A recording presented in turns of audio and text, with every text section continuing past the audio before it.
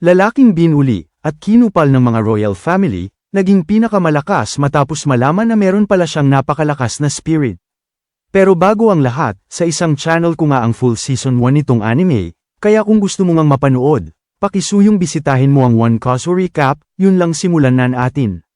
Nagsimula nga ang episode 1 nitong anime, dito sa nakaraan nila Haruto at Mahiro, dahil matapos maghiwalay ang mga magulang nitong ating bida, napilitan naman silang lumipat ng bahay, na dahilan naman para umiyak itong si Mahiro, dahil ayaw niya daw umalis itong ating bida, kaya naman nangako itong si Haruto na papakasalan niya itong si Mahiro paglaki, pumayag naman itong babae. Pero matapos nga ang ilang taon, dito ay nagpasya naman ang ating bida na pumasok sa Inaba University School, kung saan nga pumapasok itong si Mahiro. Ngunit nang susubukan ng kausapin ng ating bida itong si Mahiro, bigla namang may lumapit ding lalaki, na pinangalanang Takehisa, na ikinasilos naman ng ating bida. Matapos noon, inaya naman ng dalawa itong si Mahiro, sa kinaroroonan nila Aki at Masato, kaya naman nang nagkita-kita na itong lima, sinabi naman ni Satsuki na ay se-celebrate daw nila ang kanilang pagpasok, sa pamamagitan ng pagkain sa labas. Ngunit nang ustong aalis na itong lima, meron namang misteryosong magic circle ang lumabas dito sa paligid, at agad sila nitong ay tinaransfer sa ibang mundo. Sa kabilang mundo, habang pinagmamasdan nga nila Rio ang nangyayari, sinabi naman ni Ice Hie kay Haruto aka Rio, na tulungan daw niya itong sila Mahiro. Kaya naman agad na nagtungo itong ating bida sa kinaroroonan ng Magic Circle, sa kalagitnaan ng pagpunta ng ating bida sa lokasyon nila Mahiro, dito ay nakita naman niya ang telepono ng dalaga. Sa kabilang panig, isinakay naman ng mga bandits itong sila Aki at Masato sa isang kariton, upang ibenta sa slavery. Kaya naman habang nagmamakawa itong si Mahiro na palayain itong sila Aki, hindi naman siya pinansin ng matanda at sinabi nito na hindi daw niya maintindihan itong lengguwahe nila. Kaya naman dito ay sapilitan siyang isinakay ng matanda sa isang pribadong kariton. Kaya naman agad na nagreklamo itong si Aki, ngunit bigla nga siya diyang hinampas nitong bandits at sinabing wag itong maingay, sinang-ayunan naman ito ni Masato dahil natatakot na daw itong mga bata sa kanila. Ipinagpatuloy naman ng ating bida itong paghahanap dito kila Mahiro, at habang nasa eri napansin naman ito ang usok na nagmamula sa hindi kalayuan, kaya naman agad na nagtungo doon ng ating bida, na ikinaalerto naman itong mga bandits, kaya agad nitong tinago ang mga bihag na bata nito, kasama na sila Aki at Masato. Agad namang nagtanong itong ating bida, at sinabing hinahanap daw niya ang may-ari ng telepono na hawak niya, sumagot naman itong bandits, at sinabing hindi daw niya alam ang bagay na yan at wala din daw siyang kinalaman sa tao na yon. Naintindihan naman ito ng ating bida, ngunit nang ustong aalis na ito bigla namang sumigaw ng napakalakas itong si Aki, dahilan naman para mapansin ito ni Rio at maalerto ang mga bandits, sabay hampas nito sa kamay ng dalaga, dahilan naman para marinig at mapagtanto ni Rio na Japanese ang mga ito, kaya nagdahilan naman itong isang bandits na maingay lang daw ang mga bago nilang bihag.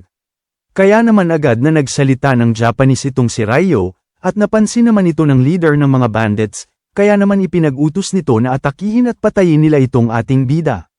Agad din namang naghanda dyan ang ating bida, at napansin nito na sanay na itong grupo ng mga bandits sa ganitong senaryo, nagsalita naman itong leader nila at sinabing sa sobrang tapang daw ng ating bida nagmamuka na siyang tanga.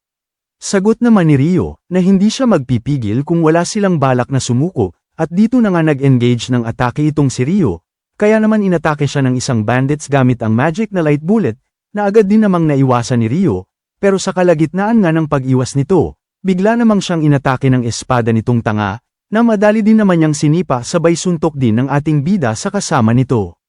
Kaya naman dito ay inilabas na ni Rio itong kanyang dagger, at sunod-sunod nga nitong pinatumba ang mga bandits na humaharang sa kanya, at gamit ang kamao at ang dagger, dito ay sinaksak at sinuntok naman niya itong nagcast ng spell na fireball magic, kaya naman dahil sa ipinakitang husay ni Rio sa pakikipaglaban, dito ay naihina nga lang itong siraulong leader ng mga bandits sa takot.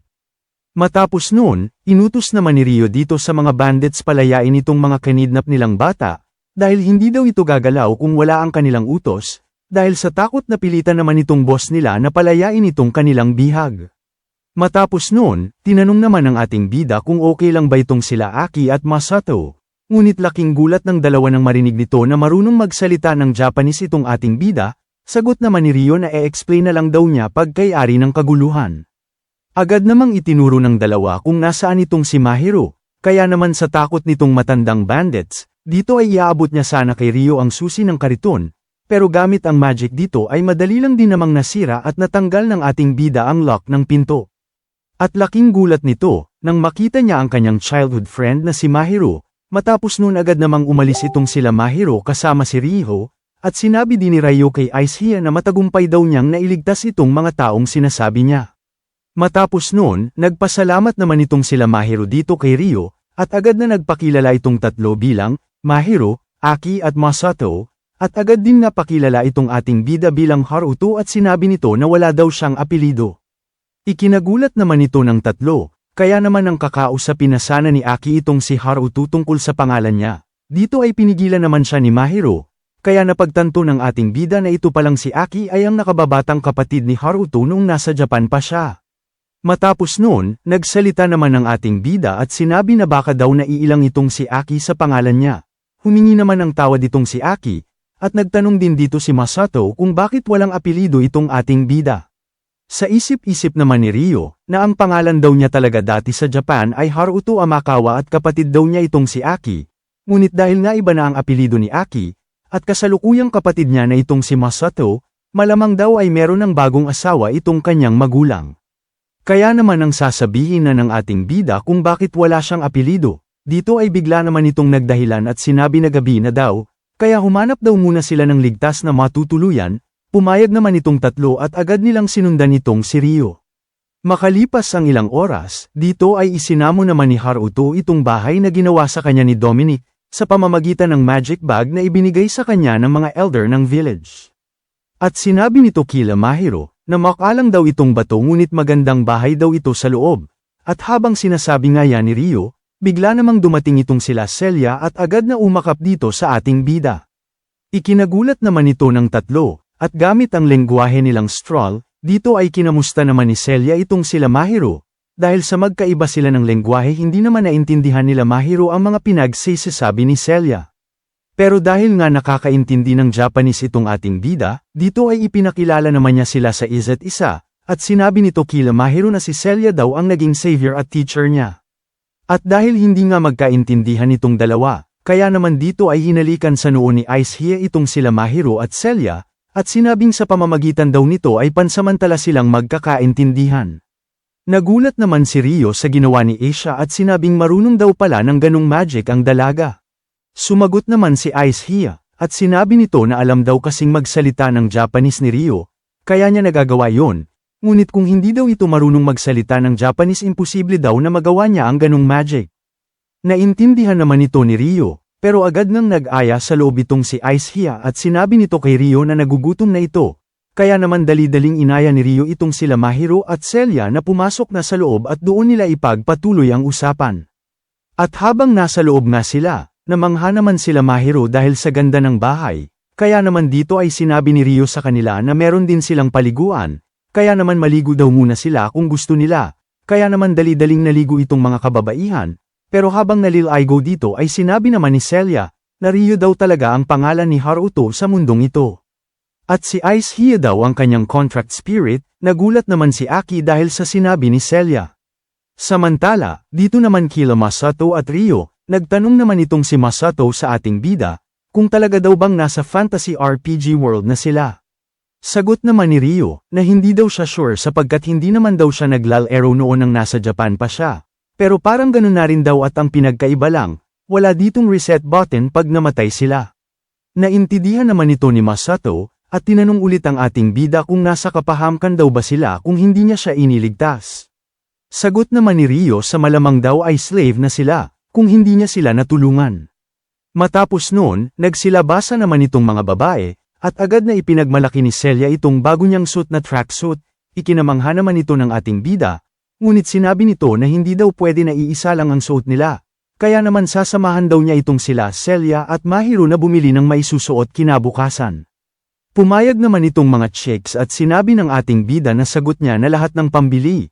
Matapos noon habang kumakain itong ating mga bida, dito ay ikiniwento naman ni Mahiro kung papaano sila napunta sa mundong ito. At nagtanong kung hindi na ba sila makakabalik pa sa Earth, sinabi naman ni Rio na hindi daw siya sure, sapagkat na-reincarnate lang daw siya dito matapos siyang mamatay sa isang insidente. Nagsalita naman itong si Celia, at sinabi nito na base daw sa kwento nila, at sa kasalukuyang taon na 1,000 Years of Holy Era, malamang daw ay may kinalaman ang pagsamo nila dito sa Legend of the Six Wise God. Sumang-ayon naman dito si Rio, at ikinwento kung saan nagmula itong Six Wise God, at kung papaano sila napunta dito gamit ang Six-Color Holy Jewel. Pero dahil nga ala pa siyang idea dito, kaya naman sinabi lang niya na malamang daw ay sila ang mga sinaunang hero. Matapos noon, dito ay nag-aalala namang sinabi ni Mahiro sa kanila na meron pa da silang ibang kasama na napunta rin sa mundong ito. Naintindihan naman ito ni Rio at sinabi na nag-aalala daw ba siya sa kanila. Sagot naman ni Mahiro na nag-aalala daw siya dahil hindi na gumagana ang common sense nila sa bagong mundong ito. Pero bago pa nga maging seryoso ang usapan, dito ay bigla namang umakap si Ice Hia kay Rio at sinabing matulog nada sila. Nagulat at nagalit naman itong si Celia dahil sa ginawa ni Ice Hia sa kanya. Kaya naman dito ko na muna yayarin ang kwento ng Season 2 nitong Spirit Chronicles, kaya naman kung gusto mong masubaybayan pa ang mga susunod na mangyayari, make sure na nakasubscribe ka na at ilike mo na din itong video, yun lang One Piece.